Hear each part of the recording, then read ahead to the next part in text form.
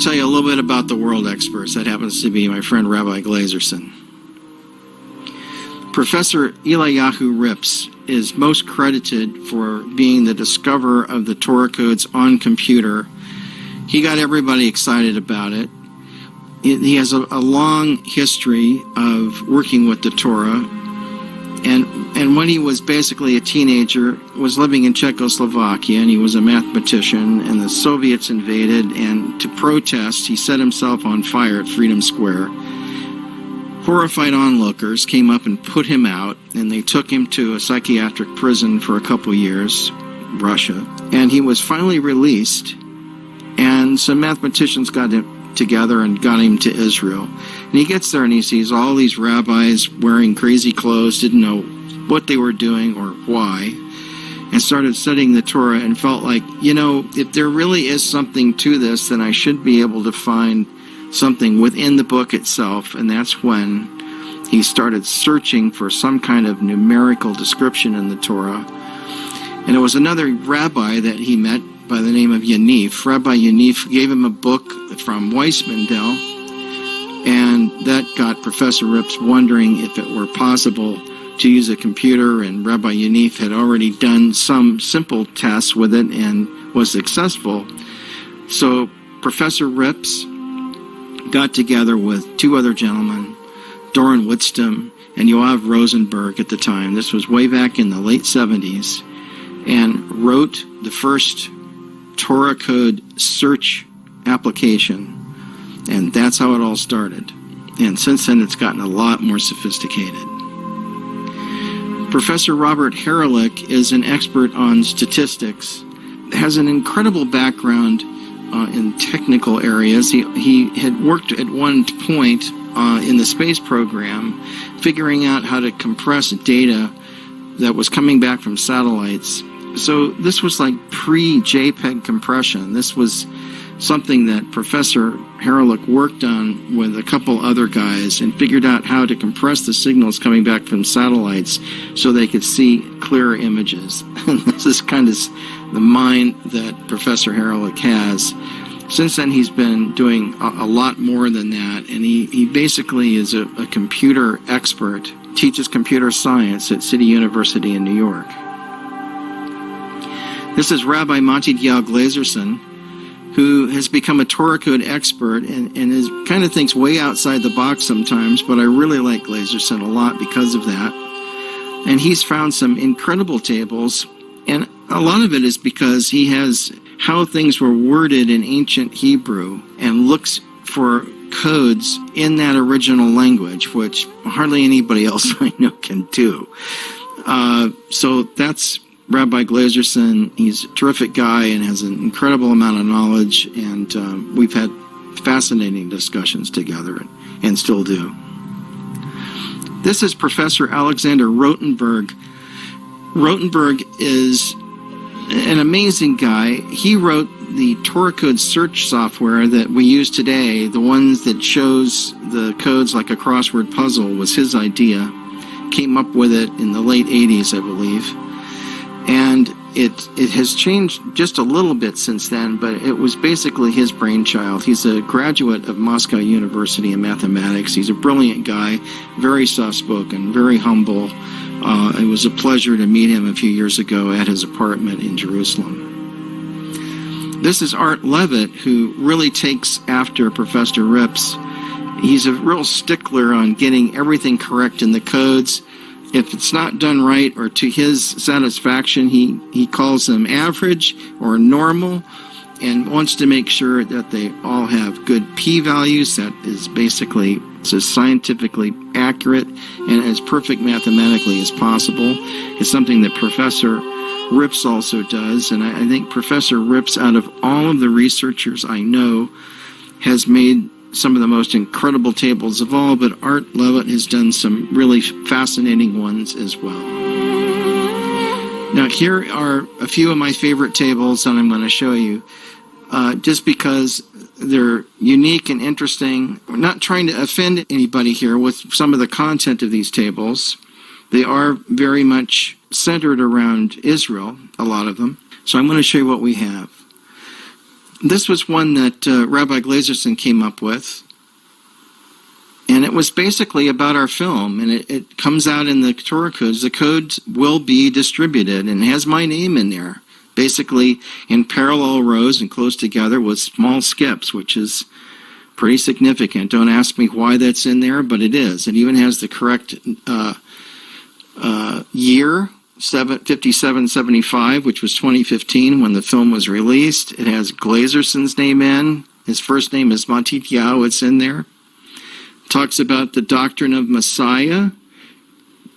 And in the plain text, near where this code sequence was found, it says, your eyes which see the deeds of God. I always thought that was kind of cool. This is a table from Art Levitt back when Saddam Hussein was captured and killed. What's interesting about this, to show you how such a tiny table can contain so much information, I'm going to bring it in stages for you so you can see this. Saddam will die. Saddam will die, and he was hanged. And you notice how tightly together these codes are. He was hanged like his brother, and the like his brother is intertwined with the word hanged. It's pretty amazing. George Norrie, who is the host of Coast to Coast AM, we did some tables for him that were pretty amazing. And Professor Rips did this one, several tables that were done over almost a 3-week period.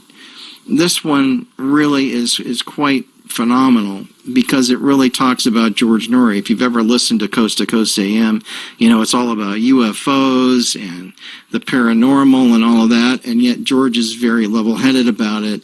And what's interesting is that Professor Rips found a whole sentence about George using George's name. It says, loves the paranormal, but clear-cut. That's basically George Norrie. I know George personally, and that's the way he is. He's very clear-cut about it. Crossing that sentence is the word radio, and then parallel to it is the word broadcaster, and Norrie is in green. I mean, it's quite amazing.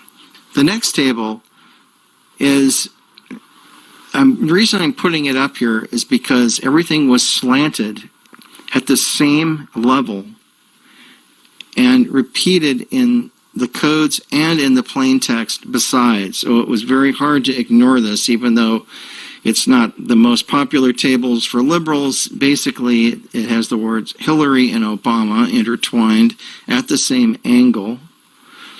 It says, what is their heart? It says United States. The United States has been defiled.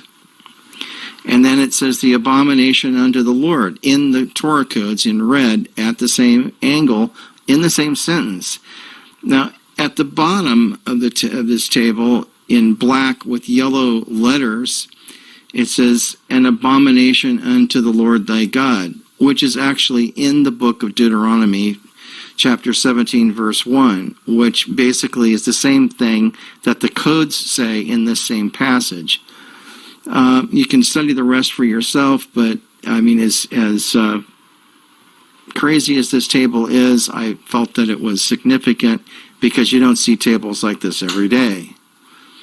This is a really recent table. I mean, this one's like kind of shouting at us. It has everybody's name that's been involved in the Torah codes in some way in one sentence. It's a little messy, but basically it says Matityahu, which is Rabbi Glazerson's first name, code there at the bottom, the code, 5779, which is the year 2019, this year. 5736 is the year where the codes were first discovered by Professor Rips. Rips is right under it. Code of Messiah, and then it has my name, Richard, and then my company name, Pinlight, parallel at the same angle. I mean, don't ask me how that happened. The word faith and in the Torah and from heaven and Doron. Doron Witstam is one of the code researchers that helped write the software. I mean, all this stuff is in this one table. Here's another one kind of like that. This one I like a lot. This was done by Rabbi Glazerson. He did it for me. I didn't ask him to do it, but he did this and gave it to me. It says the code of Messiah and Pinlight with the word ephod just above it. We think that the ephod might have been a computer.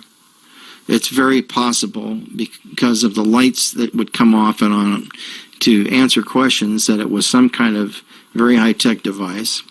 The keywords in the middle say Torah code, and it has the years, 5736. That was the year that the code was discovered, and then 5775 was the year our film came out. And then down in the plain text it says, "Will show to the world the deeds of God." That's kind of a cool table. To show how the plain text works with actual text, this is one of my favorite tables. This is about the Twin Towers. It says at the top of the page, Twins Towers Massacre, September 11th, the terror attack.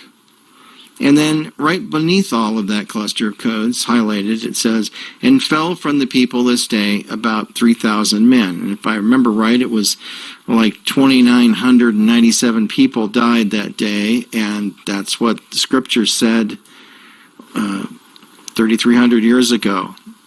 So that's an incredible table. This is another one. In Jewish tradition, the word Samael, which is in this, it's the desolation of God, or the left hand. So this is kind of a problem that the left has, always going against things.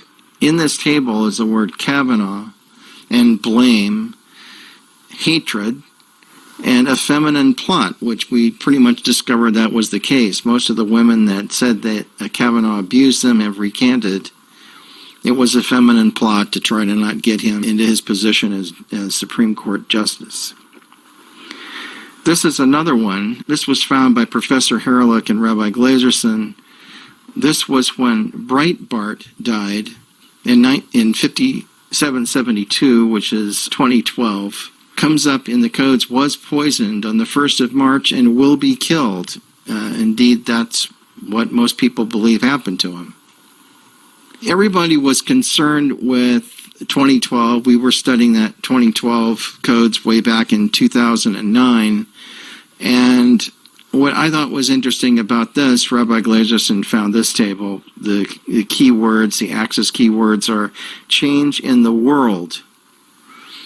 And it says on the 10th of Tevet, which is December 22nd, 2013. So basically, there's some overlap here of dates, because in the Hebrew calendar, 2013, you're already in 2013 in the month of December. Not for us, but for them you are. So indeed, we've had a lot of changes that have happened since 2012. The world has changed.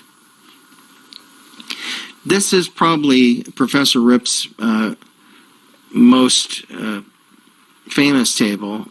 He looked this up right after the Twin Towers attack. It's the Twin Towers airplane attack. Those letters came up all in chapter 20 of the book of Numbers in just a very small table, an amazingly small table. And the chances for this to come up are millions to one.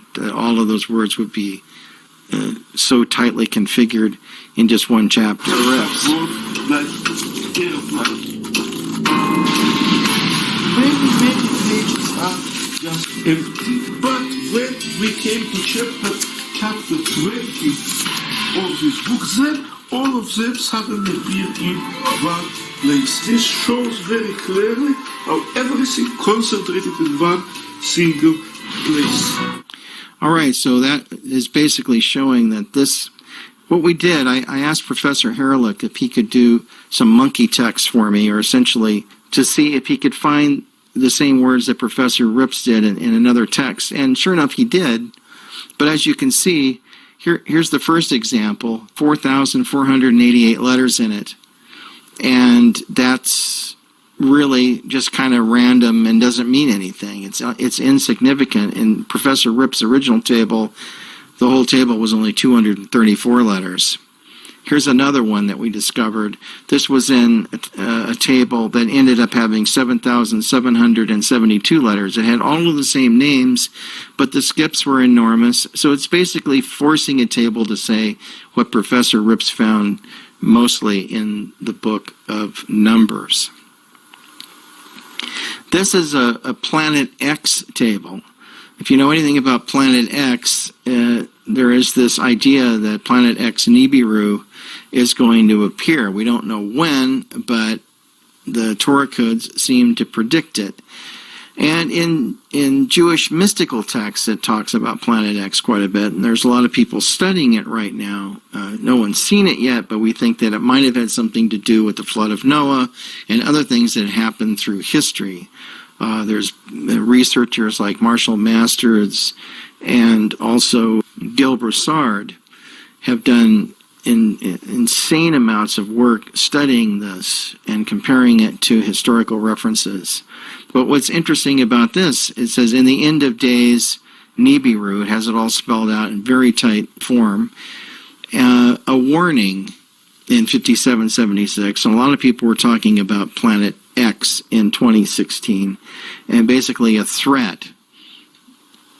Here's another one, a little bit different. But in the actual plain text, it says, I see him, but not now. I behold him, but not near. A star will come out of Jacob. A scepter will rise out of Israel. And this is out of Breaking Israel News. After 40 days, when the pillar rises from earth to heaven in the eyes of the whole world, and the Messiah has appeared, a star will rise up on the east, blazing in all colors, and 7 other stars will surround that star, and they will wage war on it. Now, this is basically in Jewish mystical texts. And there was a guy who tried to claim that he was the Messiah 400 years ago, and because this planet didn't appear, they didn't believe him. What's interesting, in the New Testament, Jesus says that there will be a sign of the coming of the Son of Man, and then the Son of Man comes. Some people believe that that sign is an astronomical sign. Here is that scripture in Matthew 24. Immediately after the tribulation of those days shall the sun be darkened, and the moon shall not give her light, and the stars shall fall from heaven, and the powers of the heavens shall be shaken. Did that sound like some kind of major astronomical event? And then shall appear the sign of the Son of Man in heaven, and then shall all the tribes of the earth mourn, and they shall see the Son of Man coming in the clouds of heaven with power and great glory.